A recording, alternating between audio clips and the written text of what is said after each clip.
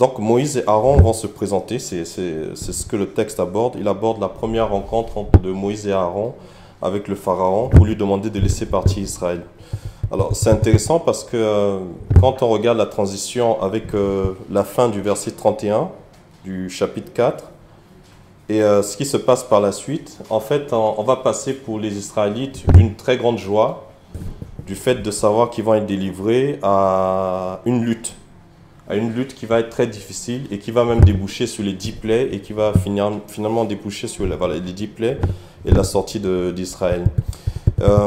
Et c'est intéressant parce que quand on regarde en filigrane, par exemple, en préparant le texte, je voyais finalement que le Seigneur met des choses en place où on va se demander pourquoi Pharaon a été aussi résistant à pouvoir libérer Israël et à devoir attendre jusqu'à ce qu'il y ait les 10 plaies pour qu'il libère. Et c'est intéressant de voir parce que d'un côté, on commence à observer le fait de voir que Dieu teste Israël aussi. Dieu teste la foi de son peuple.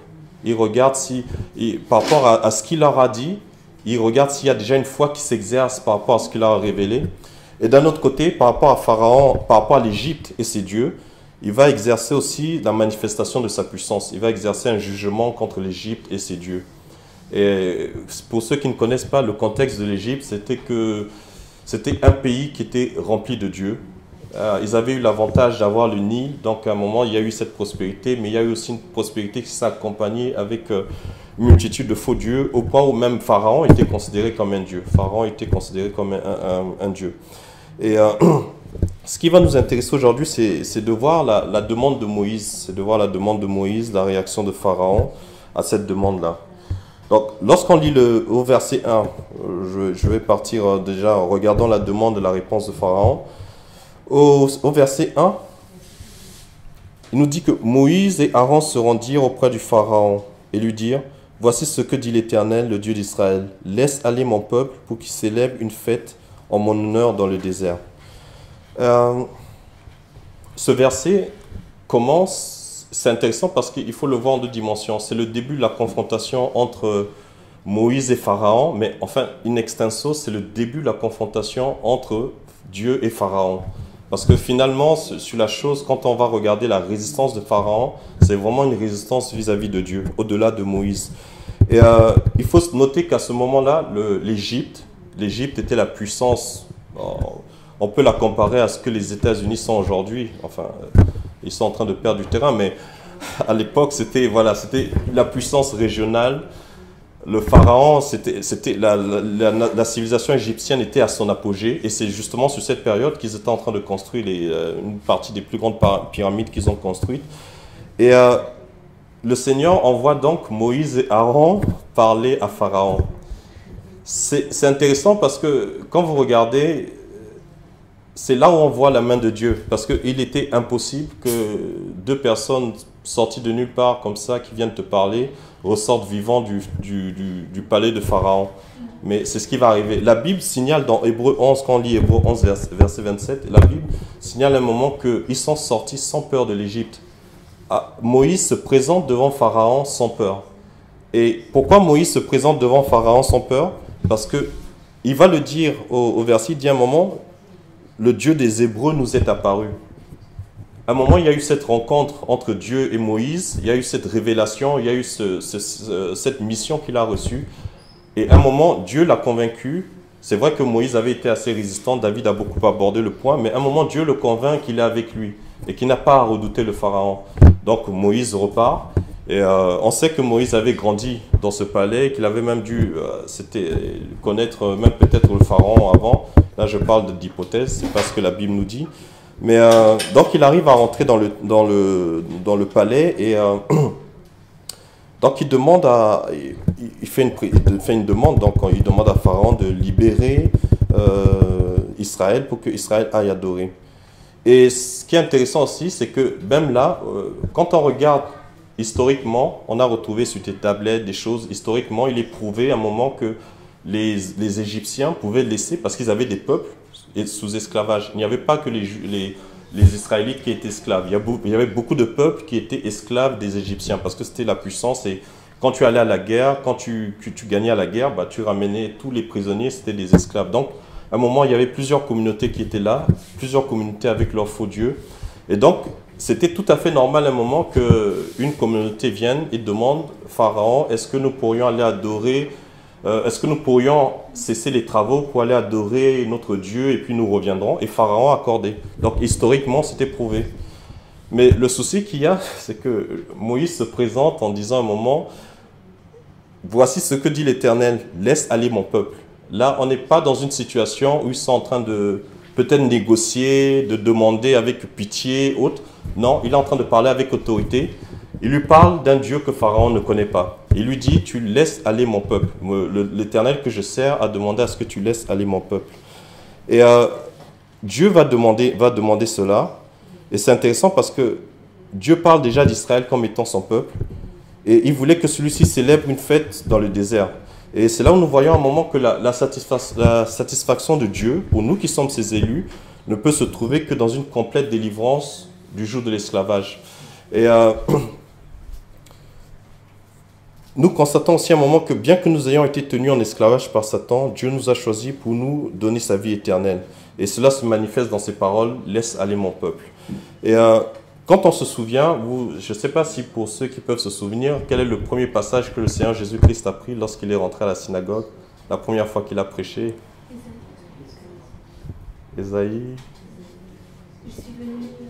61, exactement. C'est le passage que le Seigneur Jésus-Christ va prendre la première fois qu'il rentre à la synagogue. Il prend Ésaïe 61.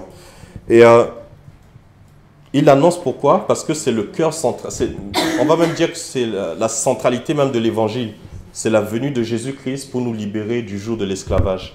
Et par là, Moïse était en train d'illustrer quelque chose aussi qui est valable pour nous. Lorsqu'il dit à un moment, laisse aller mon peuple, pour que nous soyons libérés du joug de l'esclavage, il parle déjà dans ce sens de le Seigneur Jésus-Christ viendra le confirmer plus tard lorsqu'il arrive. La première prédication qu'il fait lorsqu'il est à la synagogue, c'est sur Ésaïe 61 pour confirmer cette parole-là. Et le Seigneur demande à un moment, à ce qu'Israël lui célèbre une fête. Alors, ce qu'on va constater à un moment, c'est intéressant parce que on parle d'une situation où les Israélites sont en train de casser des briques. Et Dieu demande à ce qu'ils arrêtent de casser des briques pour pouvoir aller adorer dans le désert. Et en filigrane, c'est quelque chose qui parle beaucoup pour nous. Parce que finalement aussi, c'est ce que Dieu a fait. C'est ce que Dieu va faire, où il nous sort un moment de l'esclavage du péché pour pouvoir être avec lui, pour pouvoir adorer avec lui. Donc nous voyons que ce sont des desseins que Dieu avait prévus. Et là, à un moment, il dit qu'il puisse aller m'adorer dans le désert. Et vous allez voir qu'à un moment, le désert n'est pas l'endroit le plus adéquat pour pouvoir aller faire la fête.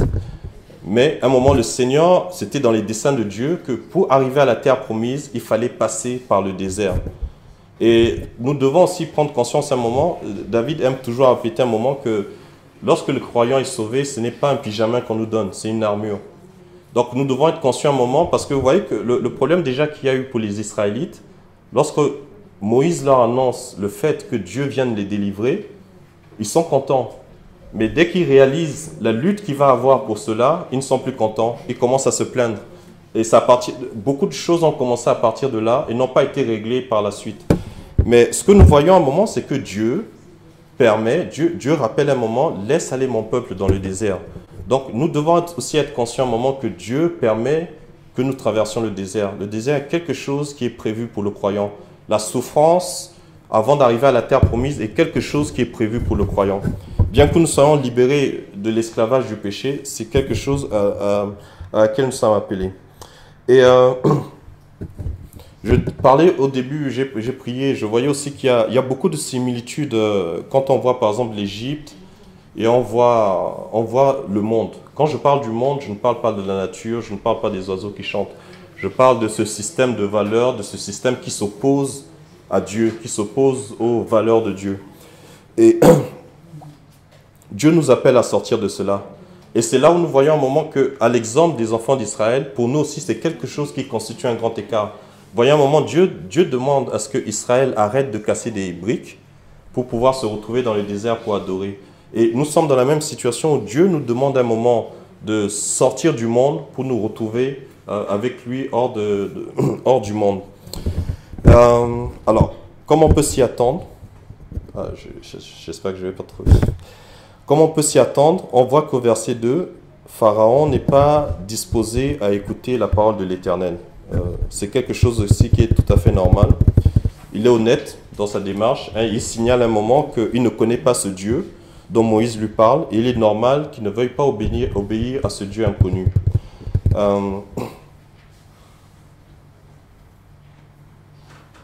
Nous aussi, nous réalisons un moment que lorsque nous étions ennemis de Dieu, nous étions réfractaires à la parole.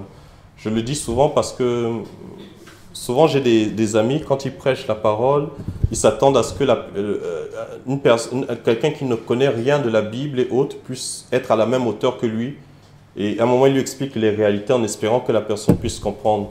Mais à un moment, ce que nous devons comprendre, c'est que quand quelqu'un n'est pas sauvé, Dieu est un Dieu inconnu pour lui. Et donc pour Pharaon, la démarche, elle était tout à fait normale que Pharaon, à un moment, puisse résister ainsi. Et pour lui, c'était aussi évident, donc il n'allait pas accepter, parce que l'obéissance va de pair avec la connaissance. Plus nous connaissons Dieu, plus nous grandissons, plus nous obéissons, plus nous connaîtrons le Seigneur. C'est quelque chose qui est important. Et souvent, je vais dire que quand il y a des personnes qui vont à un moment... il y a des personnes souvent qui courent après des révélations. À un moment, il va dire, je suis bloqué sur telle chose dans ma vie. Il va d'église en église en espérant que les gens vont lui dire des paroles qui vont libérer sa vie, toutes ces choses. Mais souvent, quand on examine la parole, la vie de la personne, on va constater, est-ce que ce que Dieu t'avait dit de faire il y a 2 ans, est-ce que ce à quoi Dieu t'avait appelé, Dieu t'avait demandé d'obéir il y a 2 ans, est-ce que tu l'as fait? Souvent, on constate que les personnes s'attendent à ce que Dieu bénisse, mais ils ne veulent pas l'obéissance qui va avec. Et si tu ne veux pas l'obéissance qui va avec la bénédiction de Dieu, tu ne pourras pas connaître davantage Dieu. Et si tu ne connais pas davantage Dieu, ça va être très difficile de progresser et ça va être même très difficile en fait de pouvoir... Après, pour certaines personnes, elles vont même s'ennuyer à l'église parce qu'à un moment, le manque d'obéissance à Dieu va créer l'endurcissement du cœur. Et là, on voit un moment que Pharaon, c'est tout à fait normal, Pharaon ne connaissait pas Dieu. Donc à un moment, pour lui, les choses de Dieu, c'était vain, c'était inutile. Lorsqu'on lui dit, nous aimerions aller fêter dans le désert, vous remarquez que c'était une demande qu'il accordait à d'autres peuples. Il y a d'autres peuples qui ont demandé à pouvoir aller adorer leur Dieu dans des lieux reculés. Pharaon l'accordait. Mais là, lorsqu'il lui dit, à un moment, lorsque Moïse présente la demande, il lui dit à un moment que là ça lui paraît inutile. C'est quelque chose qui lui paraît vain, c'est quelque chose qui lui paraît sans avoir un bon sens, voilà. Et nous devons toujours savoir que la parole de Dieu ne peut pas, à un certain niveau, ne peut pas parler à un pécheur. Quand quelqu'un n'est pas sauvé, il voudrait devenir juste par ses propres actes, mais ce sera impossible, parce que la loi de l'esprit de vie de Dieu lui est étrangère. Les choses de Dieu sont étrangères. Et c'est pour ça que malgré tous les efforts que quelqu'un peut faire à un moment, tu peux bien paraître devant les hommes, mais devant Dieu, ce ne sera pas le cas, parce que la vie de Dieu t'est étrangère. Et Pharaon conclut donc, là sur le verset 2, il va dire à un moment qu'il ne laissera pas partir Israël. Et là encore, nous voyons une similitude, lorsqu'on constate un moment, c'était Pharaon, l'Égypte, nous voyons aussi que c'est une image qui peut nous parler de Satan, qui est le maître de ce monde. Et Satan, c'est, quand je dis même, nous savons, comme disait l'apôtre Pierre disait à un moment, non, c'est l'apôtre Paul qui disait, nous n'ignorons pas ses desseins. On ne peut pas ignorer les desseins que Satan a. Et même quand quelqu'un va dire Satan est cruel, je crois que le mot français est très faible. On n'a pas un mot qui peut définir la cruauté de cet être-là par rapport à ça. Donc, la Bible nous dit que le monde est sous la domination du diable. C'est un être cruel qui s'efforce de retenir et de lier les âmes qui sont sous son joug. Et même quand nous sommes sauvés, nous voyons comment le diable redouble d'efforts afin de nous égarer, afin d'empêcher les élus d'être dans la communion avec le Seigneur. Et souvent, je pense, pour ceux qui ont déjà lu dans Apocalypse, pensez à un moment quand on dit que le dragon est animé d'une grande colère vers la postérité, vers ceux qui gardent les commandements de Dieu. Donc, on voit une similitude aussi là-dessus où Satan ne peut pas te laisser vivre en paix ta marche avec le Seigneur. Et là encore, c'est très important de rappelons que nous ne sommes pas en pyjama, nous avons une armure. Mais nous rendons grâce au Seigneur parce que c'est lui qui est paru afin de détruire les œuvres du diable. Il a renversé les œuvres du diable et nous devons vraiment prêcher l'évangile. Nous devons prêcher l'évangile parce qu'il y a des moments où moi après, vous savez, on s'installe dans une certaine routine. Comme je vois la grâce de Dieu dans ma vie sur certaines choses, j'ai tendance à ne plus réaliser combien les gens peuvent souffrir à un moment. J'ai été en Afrique. J'ai grandi aussi un moment en Afrique et souvent j'ai vu comment les personnes peuvent être liées par rapport aux fausses idoles. Regardez, quand on va en Amérique du Sud, pendant plus de 2-3 siècles, quand on remonte, quand les historiens ont essayé de remonter les histoires des Incas, vous regardez par exemple qu'en Amérique centrale, en Amérique du Sud, ils pratiquaient des sacrifices humains pendant plus de 3 siècles. Et pourquoi ils pratiquaient des sacrifices humains? C'était pour obtenir la faveur des dieux. Donc à cause de ça, ils étaient amenés chaque fois à sacrifier des vies. Et chaque fois, à un moment, ce Dieu manifestait toujours sa colère et on sacrifiait davantage des vies. Quand tu es en Afrique, tu as des personnes qui sacrifient tout ce qu'ils peuvent avoir afin d'obtenir la faveur de plusieurs dieux et autres. Même ici, quand je suis ici en France, quand je parle avec certaines personnes, quand vous écoutez le récit des personnes, vous vous rendez compte à quel point, comment le diable peut détruire des vies. Et c'est là où nous devons réaliser l'importance pour nous de prêcher l'évangile. Parce qu'il n'y a aucune chose qui peut détruire les œuvres du diable si ce n'est l'évangile. À un moment, vous voyez, c'est intéressant parce qu'on va parler un moment de l'Angleterre, l'époque victorienne. On a connu l'essor industriel, mais au moment où on connaît l'essor industriel, c'est à ce moment que la pauvreté va grandir, que les écarts de pauvreté vont commencer à grandir. Donc, quelque part, quels que soient les efforts que l'homme peut faire, même quand il veut parler de progrès et autres, il n'y a rien qui puisse donner plus de paix à l'homme que l'évangile. Et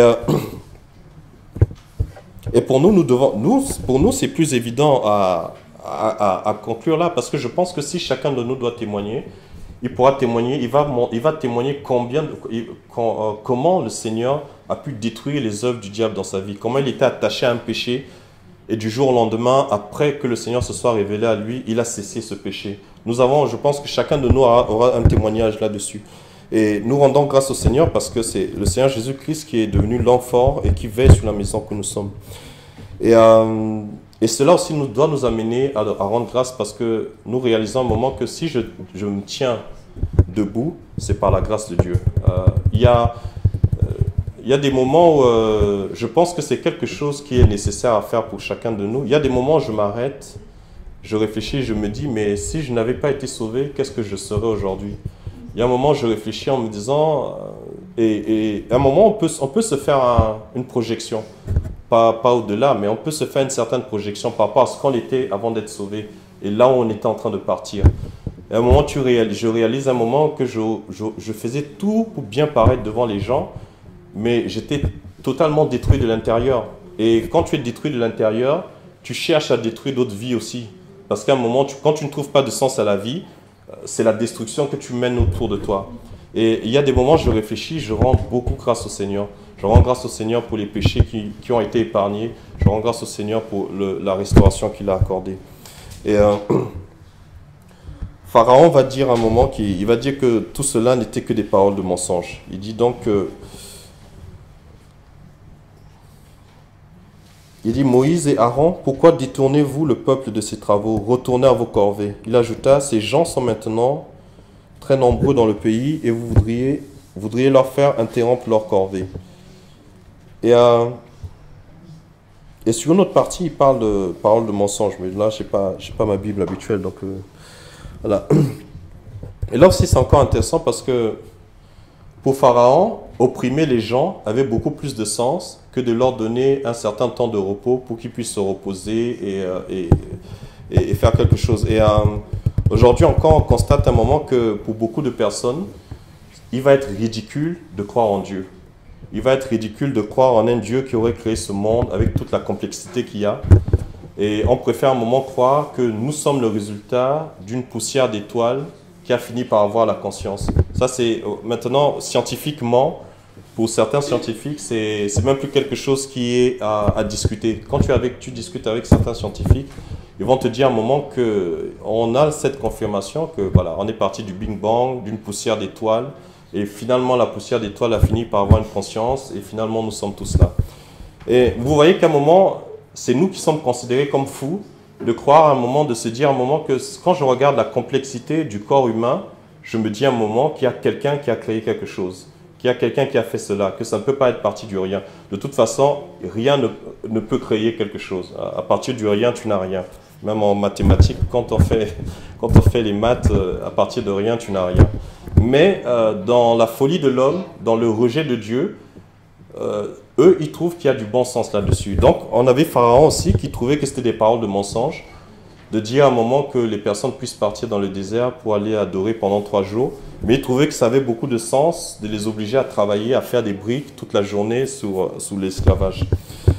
Et c'est ça, la vie de Dieu, elle est totalement étrangère à celui qui ne connaît pas. Je voudrais lire, je voulais prendre ça en référence, mais c'est toujours intéressant de lire la parole. Je vous donne la référence, mais je voulais quand même lire ce que la parole de Dieu dit à un moment. La Bible dit à un moment dans 1 Corinthiens 2, versets 6 à 9, et là on prend l'exemple en parlant par exemple par rapport à Pharaon de cela. Cependant, nous aussi, nous enseignons une sagesse aux chrétiens spirituellement adultes. Il ne s'agit pas, bien entendu, de ce qu'on appelle sagesse dans ce monde, ni de la sagesse des grands de ce monde qui sont destinés à disparaître. Non, nous exposons la sagesse de Dieu, secrète jusqu'à présent et qui demeure cachée au monde. Dieu l'avait préparée avant le commencement du monde en vue de notre gloire. Cette sagesse-là, les grands de ce monde ne la connaissent pas, car s'ils l'avaient connue, ils n'auraient pas crucifié le Seigneur glorieux. Mais comme le dit l'Écriture, il s'agit de ce que l'œil n'a pas vu et que l'oreille n'a pas entendu, ce que l'esprit humain n'a jamais soupçonné, mais que Dieu tient en réserve pour ceux qui l'aiment.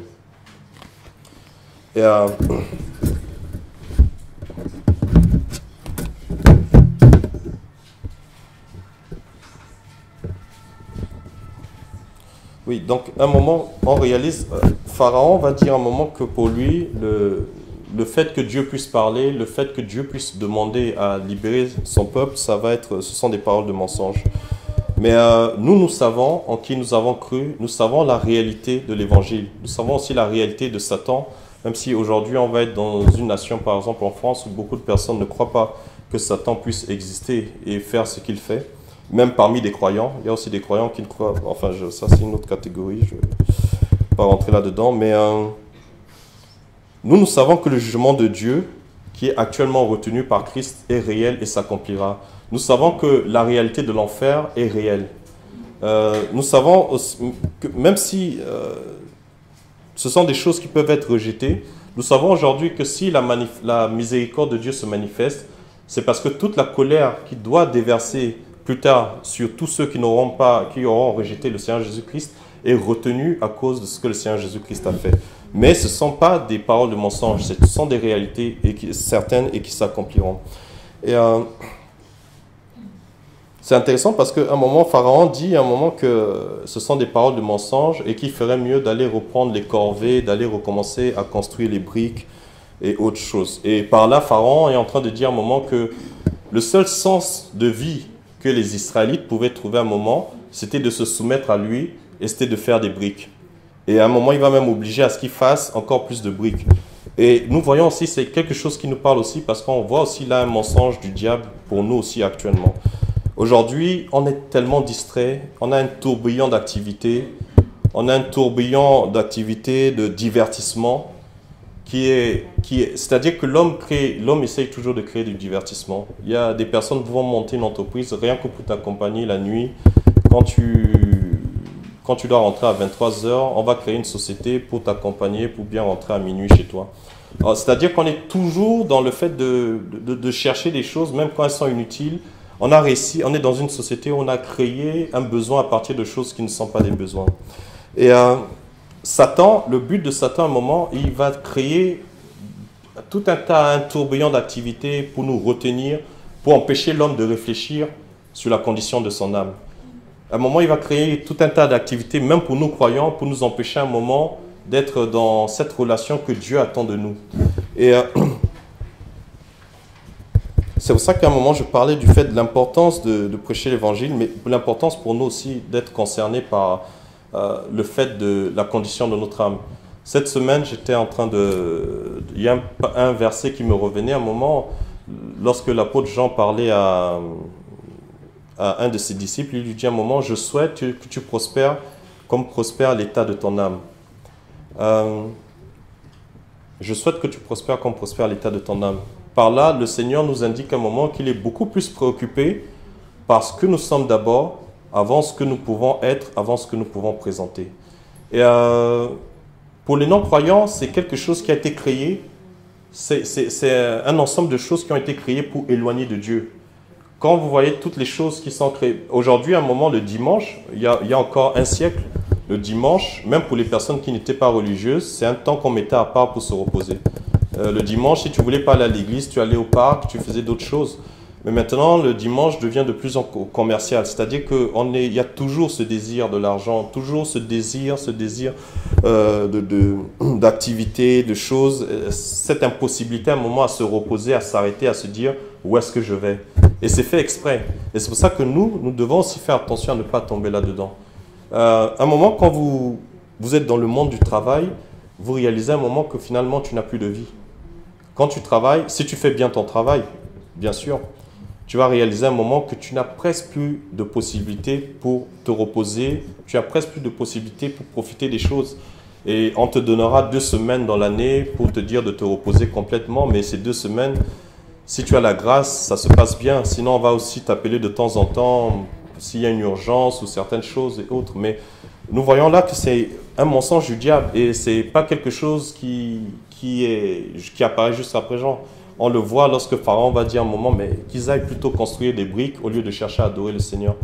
Et pour nous aussi, c'est un danger auquel nous devons faire face. Nous devons faire attention à un moment dans l'état de notre cœur. Est-ce que j'ai encore le temps de m'arrêter un moment pour penser à la condition de mon âme? Est-ce que j'ai encore le temps de m'arrêter un moment pour pouvoir lire la Bible? Bien sûr, il n'est pas demandé à chacun de nous de lire la Bible comme des forcenés ou des choses, mais je pense, parce qu'à un moment j'ai déjà partagé avec des frères, chacun a sa façon de lire la Bible, chacun a son rythme dans la prière, dans la lecture de la parole. Mais est-ce que à ton rythme, est-ce que tu as ces moments que tu mets à part le matin pour prier le Seigneur? Est-ce que tu as ces moments que tu mets à part pour te recueillir avant de commencer ta journée? Et aujourd'hui, vous voyez un moment, il y a un frère qui va te dire un moment, je suis tellement débordé par le travail que je n'ai pas le temps de prier le matin, je n'ai pas le temps d'ouvrir ma Bible en semaine, j'ai pas le temps. Mais nous devons faire attention, nous avons toujours le temps. Nous n'aurons aucune excuse quand nous nous présenterons devant Dieu. Lorsque tu diras un moment, Seigneur, je n'avais pas le temps de faire ces choses, le Seigneur te montrera combien tu avais la possibilité à un moment de faire le temps si tu mettais les choses. Nous avons toujours la possibilité, quand tu veux, tu donneras toujours une priorité à la chose qui te semble la plus essentielle pour toi. Et là, nous parlons de personnes qui étaient esclaves. Bien sûr, là, c'est une autre situation. Mais là, je parle pour nous qui sommes croyants, qui avons été libérés du joug de Satan par rapport à ces choses. Nous devons à un moment réaliser un moment que nous devons faire attention à ne pas tomber dans ce cercle dangereux. Et donc, la prospérité aujourd'hui, dans beaucoup d'églises, la prospérité, elle est plutôt lorsque Dieu t'a béni matériellement. Mais Jean rappelle un moment que la prospérité, c'est la condition de ton âme. Donc ce n'est pas combien de briques tu as fabriquées dans la journée qui importe Dieu. C'est plutôt le moment que tu as pu avoir justement pour te recueillir dans le désert avec lui. Donc pour nous, c'est quelque chose qui est très important. Et lorsqu'on lit Colossiens, je vais vous inviter vraiment à lire, c'est intéressant parce que Nat parlait de ce passage, il parlait de ce passage en substance tout à l'heure, mais Colossiens 3 nous dit un moment, du verset 1 au verset 4, « Mais vous êtes aussi ressuscités avec le Christ. Recherchez donc les réalités d'en haut, là où se trouve le Christ, qui siège à la droite de Dieu. De toute votre pensée, tendez vers les réalités d'en haut et non vers celles qui appartiennent à la terre. Car vous êtes morts et votre vie est cachée avec le Christ en Dieu. Le jour où le Christ apparaîtra, lui qui est votre vie, alors vous paraîtrez vous aussi avec lui en partageant sa gloire. Et est-ce que quelqu'un a la version Louis II peut me lire juste Louis II le verset 1. 1 à 2. Colossiens 3, verset 1 à 2. Si donc vous êtes réveillés avec le Christ, cherchez les choses d'en haut, où le Christ est assis à la droite de Dieu. Pensez à ce qui est en haut et non pas à ce qui est sur la terre. Voilà.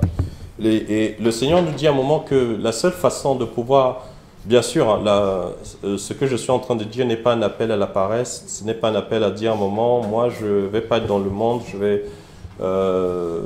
vais éviter de travailler. Non, le Seigneur nous appelle à travailler, à être des témoignages au niveau du travail, de ces choses. Mais justement, le Seigneur nous appelle à des témoignages parce que nous apportons cet équilibre que la personne qui a besoin de Dieu n'arrive pas à avoir.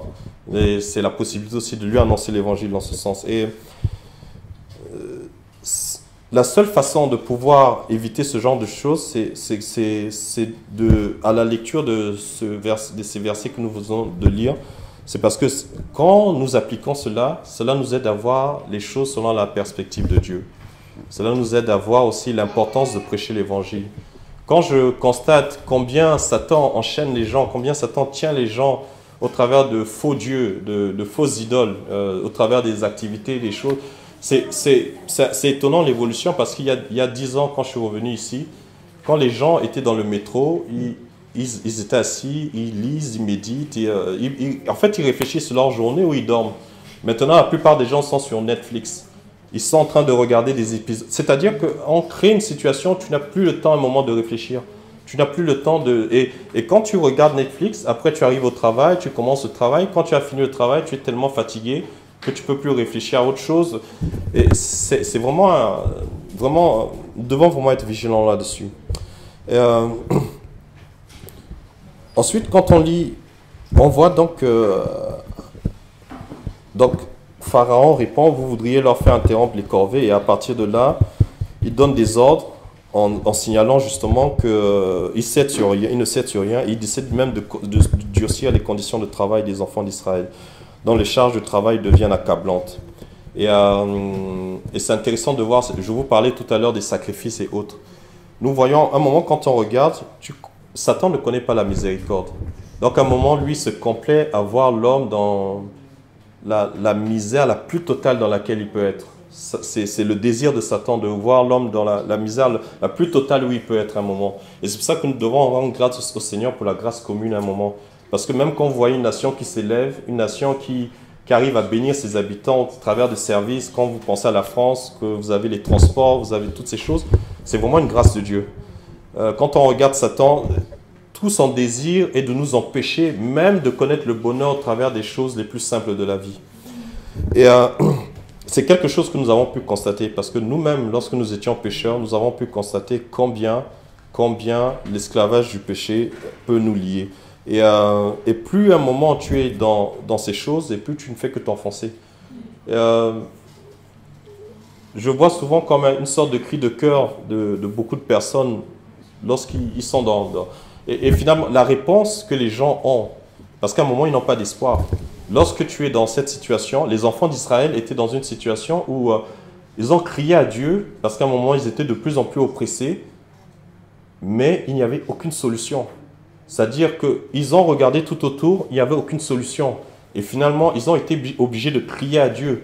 Et c'est la même chose pour un pécheur. C'est-à-dire que, quel que soit ce que le pécheur va faire pour être plus juste, pour mieux aimer sa femme, ses enfants. Et souvent, c'est très facile. On va juger, souvent, on va juger un alcoolique, un pédophile.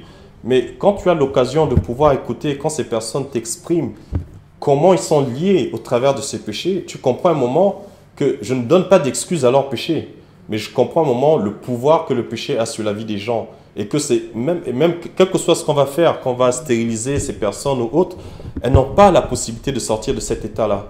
Parce que c'est quelque chose qui est très profond, c'est quelque chose qu'aucune intervention humaine ne peut faire. Et,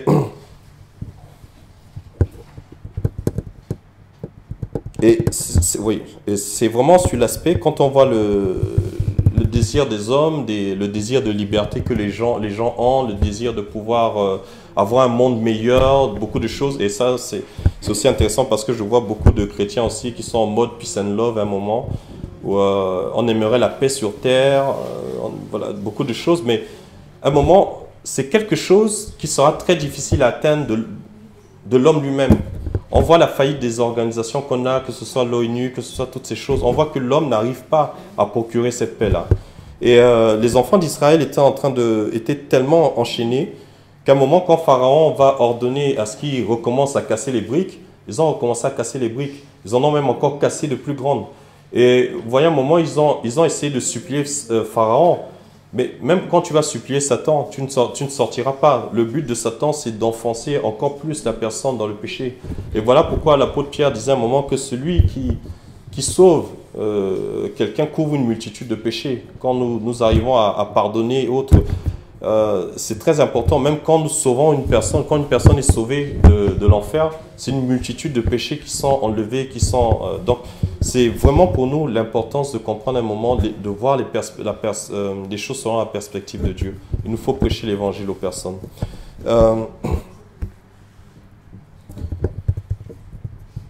Et sur deux aspects, quand on lit le texte, il y a deux aspects. Quand on aborde, par exemple, sur la suite, quand Pharaon va donc obliger les Israélites à faire cela, on constate finalement qu'il y a deux choses. Ils étaient dans leur condition d'esclaves. Ils ne sont pas sortis de leur condition d'esclaves.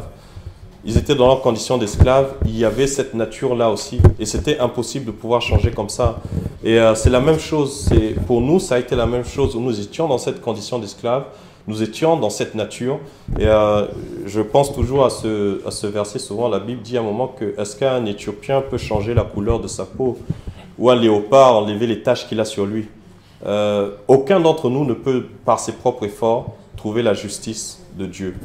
Et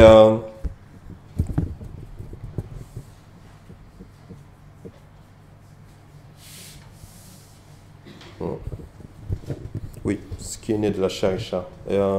Et donc, on se retrouve dans cette situation. C'est intéressant parce qu'il y a des personnes. C'est pour ça que quand j'étudie ce passage maintenant, je le trouve beaucoup plus contextualisé aussi à un moment pour un non-croyant que pour un croyant. Quand à un moment, l'apôtre Paul parle dans Romains 7, il dit à un moment que je ne fais pas le bien que je veux et je fais le mal que je ne veux pas.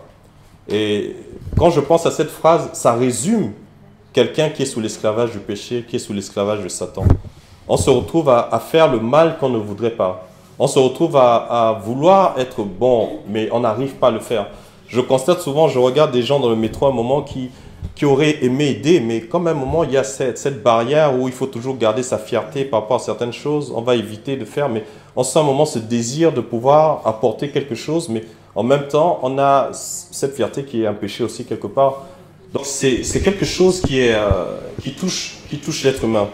Et il n'y avait que le Seigneur Jésus-Christ qui pouvait nous libérer des conséquences de cet esclavage. Vous voyez, c'est la même chose pour les enfants. Lorsque on leur met de plus en plus ces choses, malgré tout ce qu'ils pouvaient faire, il était impossible qu'ils sortent de cet esclavage-là s'il n'y avait pas une intervention extérieure.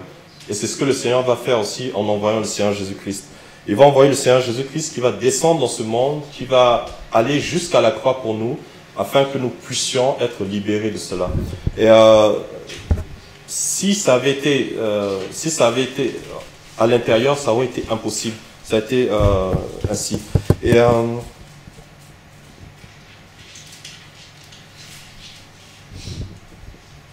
oui, je prends le temps quand même de...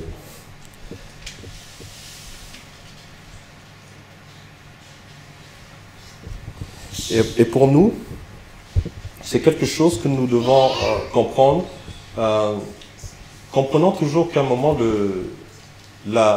pour nous, l'évangile, ce n'est pas une progression graduelle de quelque chose. Je ne deviens pas bon au fur et à mesure. Je ne deviens pas quelque chose de différent au fur et à mesure. Il y a une nature, notre nature change complètement. La grâce que nous avons eue avec le Seigneur, c'est que de la condition d'esclave que j'étais, je deviens un prince dans le royaume de Dieu. de la nature pécheresse que j'avais, je reçois la nature divine de Dieu. Et j'aime toujours, lorsqu'on lit dans Pierre, dans 1 Pierre, je crois, où on lit dit un moment, il nous a rendus, ou dans 2 Pierre, il nous a rendus participants à la nature divine. Ça veut dire un moment que le changement qui a eu lieu, ça veut dire qu'à un moment tu as été totalement changé, tu es passé d'un état à un autre. C'est pas quelque chose qui peut être caractérisé comme ça. Donc, nous comprenons à un moment que le sang du Seigneur Jésus-Christ a ôté notre culpabilité, nous a libérés du pouvoir du péché là-dessus. Et pour nous, la capacité à trouver le plaisir dans la loi de Dieu va venir de là. Donc, c'est évident que pour Pharaon, lorsque Pharaon, le Seigneur lui parle, Pharaon va augmenter les charges, Pharaon ne connaît pas Dieu, Pharaon va aller dans un sens qui est contraire. Mais pour nous réalisons un moment que lorsque nous recevons cette révélation de Dieu, c'est cette capacité aussi de connaître davantage Dieu, d'avoir la loi de Dieu aussi qui se trouve manifestée aussi pour nous. Et c'est intéressant parce que souvent je pense à la croix. Je pense que vraiment, enfin certains auteurs l'ont dit, mais nous réalisons quand même que la croix est la plus grande expression de l'amour de Dieu. Il y a des personnes qui vont un peu remettre en cause ce qui s'est passé en disant un moment, mais je n'arrive pas à comprendre que Dieu ait sacrifié son Fils, à la croix. Je n'arrive pas à comprendre que un Dieu qui est amour ait pu donner son Fils, ait pu sacrifier son Fils à la croix.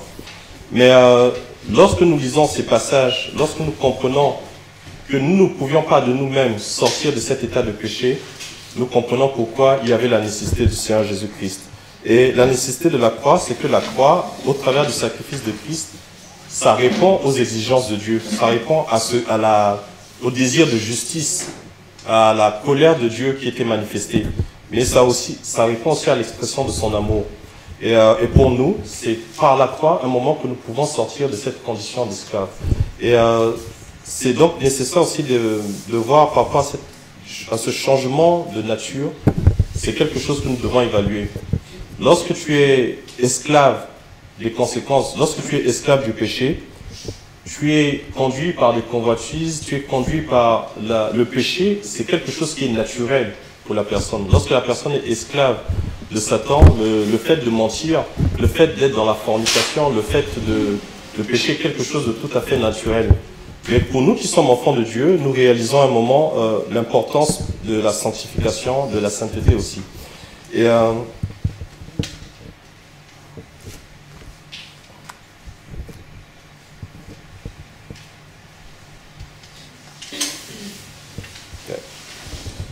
mais nous devons être reconnaissants, Seigneur, pour cela. Nous devons être reconnaissants. Et donc, il y a l'augmentation des charges qui arrive. À un moment, le peuple a de plus en plus de travail.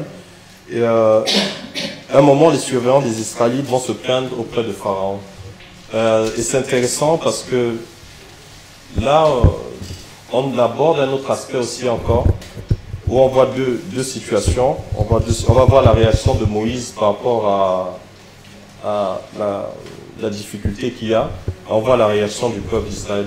Lorsqu'ils vont avoir le souci où Pharaon augmente la charge, au lieu d'aller voir Moïse, ils vont voir Pharaon.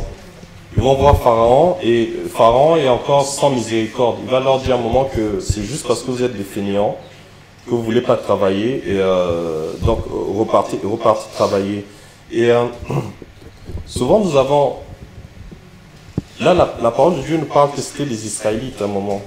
Et nous devons faire attention aussi à notre cœur, parce que l'état de notre cœur aussi nous parle par rapport à certaines choses.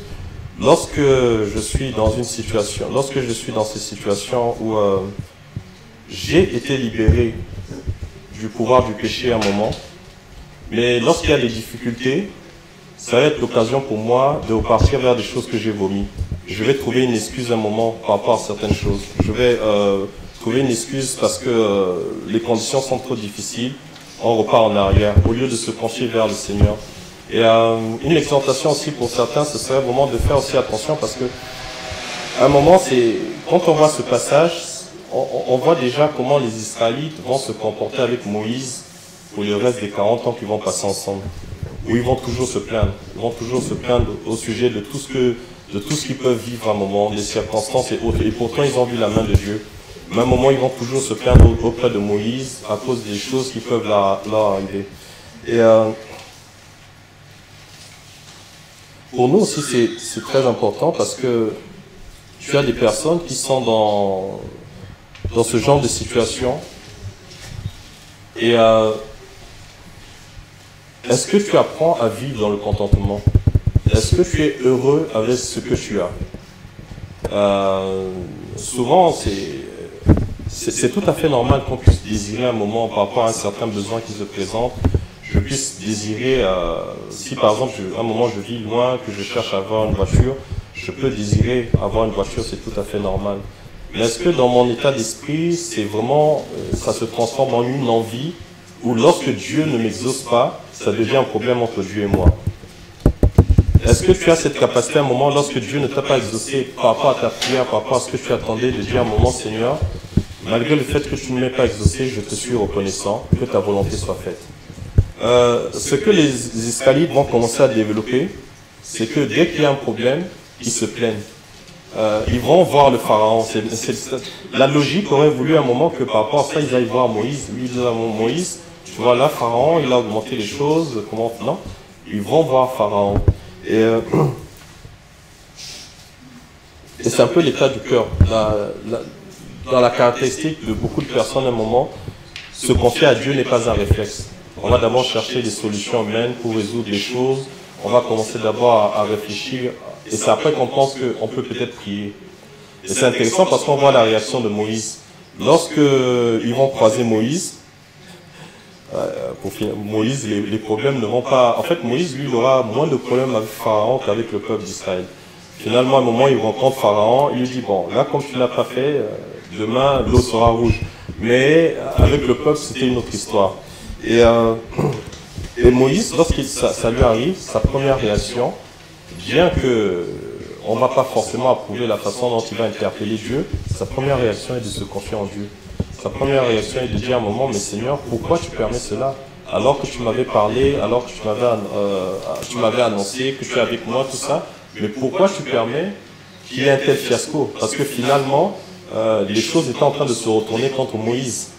Les choses ne se passaient pas telles qu'il avait prévu, telles que Dieu lui avait dit, et envoyé une autre situation qui se présente. Et l'opposition de Pharaon est tout à fait normale. Le Seigneur nous a averti que le monde nous haïra à cause du nom que nous portons. Donc pour moi, c'est tout à fait normal qu'à un moment, quelqu'un puisse me haïr, parce qu'à un moment, je lui ai même prêché l'évangile. J'ai déjà eu ce genre de situation où quelqu'un te hait parce que tu lui as annoncé la parole de Dieu. Il ne veut même plus entendre parler de toi. Mais ce que je veux dire par là, c'est que les jugements que le monde peut porter à notre égard ne doivent jamais nous décourager. Si les gens se moquent de toi parce que tu es chrétien, parce qu'à un moment tu essayes de défendre, pas parce que tu essayes, mais parce que tu défends des valeurs qui sont jugées désuètes, tu dois trouver beaucoup d'honneur parce que tu es en train de souffrir pour le nom du Seigneur Jésus-Christ. Alors bien sûr, là, je voudrais placer un bémol parce que l'apôtre Pierre avait dit à un moment que nous soyons des modèles, que nous soyons un témoignage, afin que même là où on nous calomnie comme étant des malfaiteurs, qui constatent nos bonnes œuvres et qui glorifient Dieu. Donc, nous devons faire aussi attention, parce que souvent, il y a des personnes qui peuvent se comporter comme des malfaiteurs et se demander pourquoi ils ne sont pas appréciés, pourquoi ils sont jugés et autres. Donc ça aussi, c'est autre chose. Mais pour nous, nous devons trouver tout à fait normal que le monde puisse nous haïr, que le monde puisse même aller jusqu'à nous tuer à cause du nom que nous portons, à cause des valeurs que nous défendons. Aujourd'hui, quand un chrétien va dire à un moment qu'il est vierge, il attend de se marier pour avoir des relations sexuelles et autres, c'est un sujet de moquerie. Quand vous regardez des sketchs, on se moque des croyants, des choses, on en fait même des films. À Hollywood, c'est une spécialité, tout ça, mais est-ce que toi, tu es dans une position, à un moment, tu peux assumer cette chose? Tu peux dire aux personnes, je suis dans cette position parce que je crois en Dieu. Par rapport à la façon de gérer ton temps, par rapport à certains divertissements et autres choses, est-ce que tu es capable de dire à un moment, je n'approuve pas ces choses, je ne fais pas ces choses parce que je suis croyant? Parce que souvent, il y a aussi des limites où la personne va dire non, je ne fais pas. Il ne veut pas rentrer dans les détails, comme ça, il n'a pas aussi de problème et ça se passe bien. Mais en aucun cas, les gens ne pourront savoir ce que nous portons si à un moment nous ne témoignons pas pourquoi nous sommes dans cette situation, dans cette condition-là. Et donc, on voit un moment que l'opposition de Pharaon pour Moïse, elle était tout à fait normale. Mais la chose qui va choquer Moïse, c'est lorsque les enfants d'Israël vont venir un moment lui dire que finalement, c'est un gros menteur. Bon, là, je paraphrase. Où ils lui disent à un moment que il est en quelque sorte un gros menteur, parce qu'ils lui disent même que l'Éternel constate ce que vous avez fait et en soit juge. C'est très difficile. Et souvent, même c'est au niveau de l'Église, souvent c'est intéressant parce que souvent quand je discute avec des personnes qui ne connaissent pas Dieu, ils sont beaucoup plus ouverts à entendre l'Évangile, à discuter de la parole de Dieu, que des croyants qui sont souvent assez affermis dans certaines choses. Et parce que c'est très important pour nous de toujours avoir un cœur qui est ouvert à ce que le Seigneur nous enseigne. Vous pouvez être dans une pratique que vous croyez normale et qui est conforme à la parole de Dieu, et le Seigneur vous révèle un moment des années plus tard que ce n'est pas conforme ce n'est pas biblique du tout.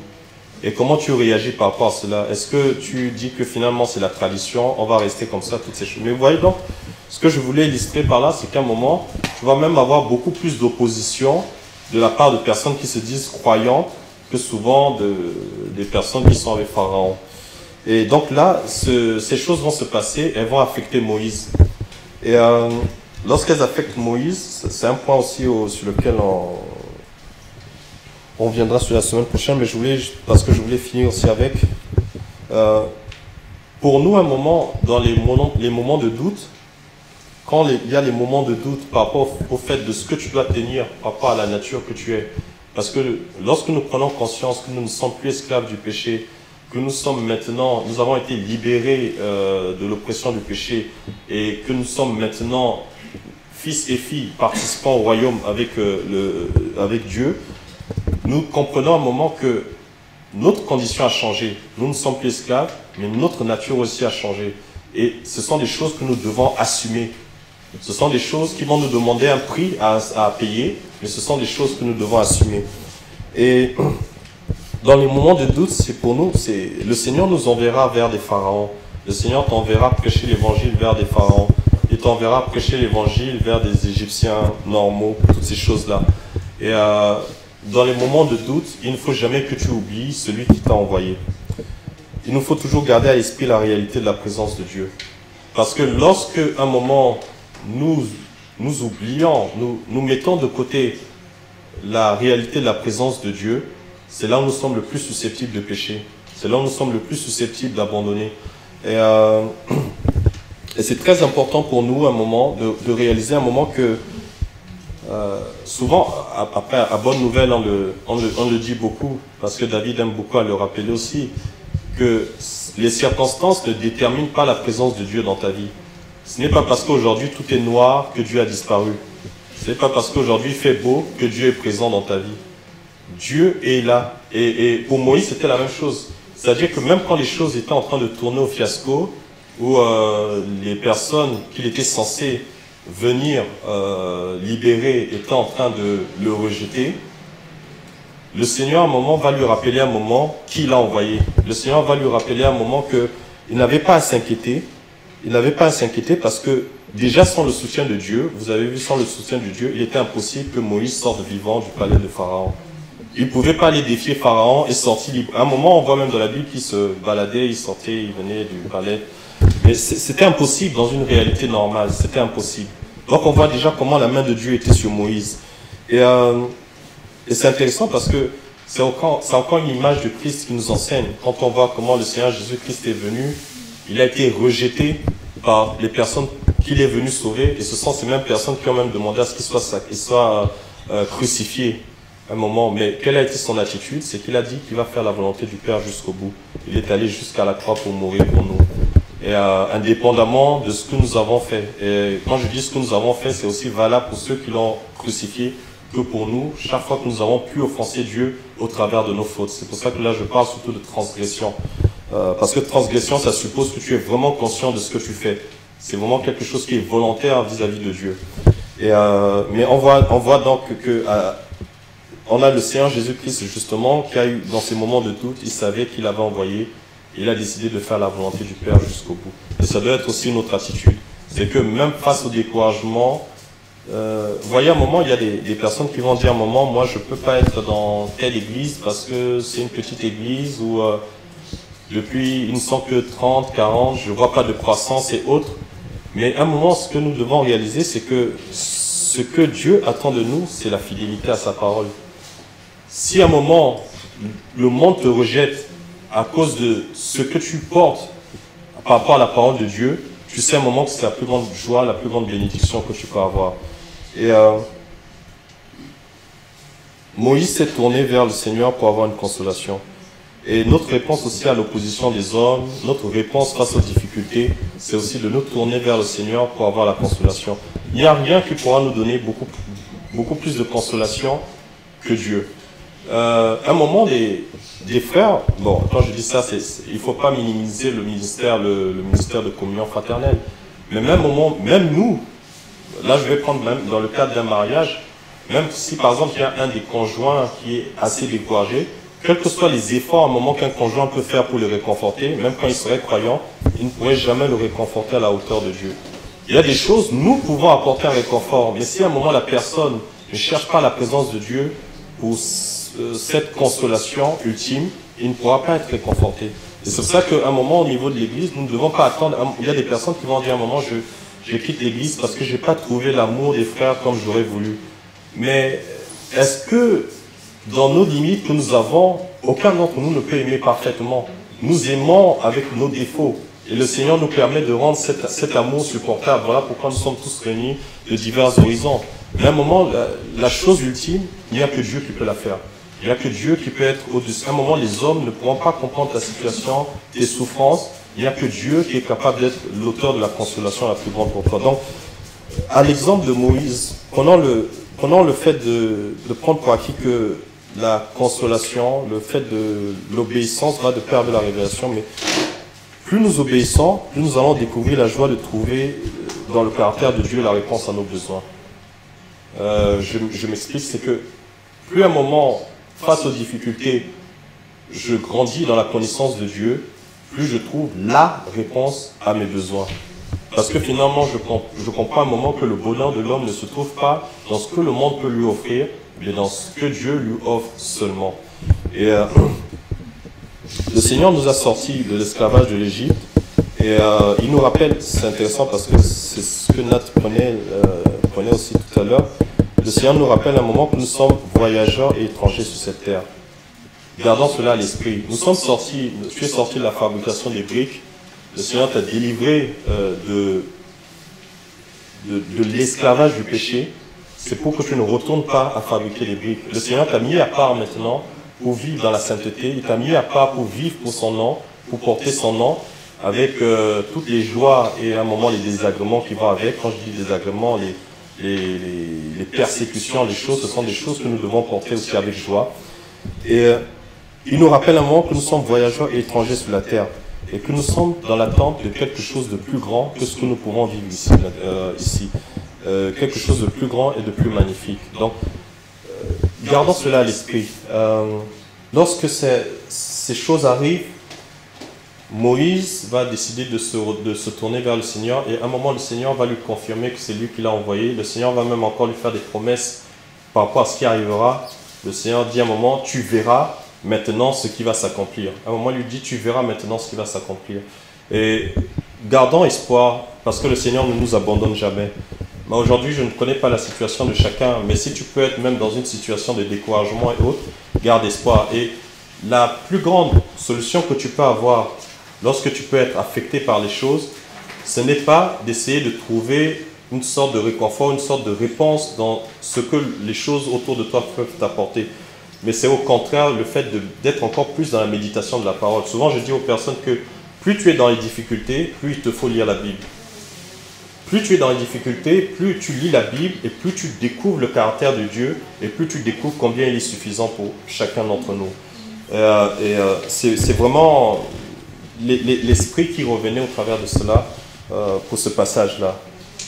Parce que finalement, Pharaon va augmenter les charges, mais à un moment, malgré les charges, malgré le fait que les choses semblent tourner au fiasco, le Seigneur va rassurer Moïse en lui disant à un moment, même si les choses te semblent aller au contraire de ce que tu penses, moi je suis celui qui est souverainement élevé au-dessus de toutes ces choses, et c'est moi qui dirige toutes ces choses, tu verras maintenant là. Donc, pour nous aussi c'est quelque chose d'important. Soyons vigilants. Le Seigneur nous a racheté à un très grand prix. Sois vigilant dans ta façon de gérer ta vie. Rachète le temps. Rachète le temps. Fais attention à ces choses, ces tourbillons d'activité, toutes ces choses qui t'empêchent un moment de prendre le temps pour méditer sur la condition de ton âme, pour chercher le Seigneur. Prenons le temps de chercher le Seigneur. Et le Seigneur nous bénira aussi. Malgré les persécutions, malgré le prix à payer qui peut être dur, le Seigneur nous assure qu'il est avec nous là-dessus. Gloire à Dieu.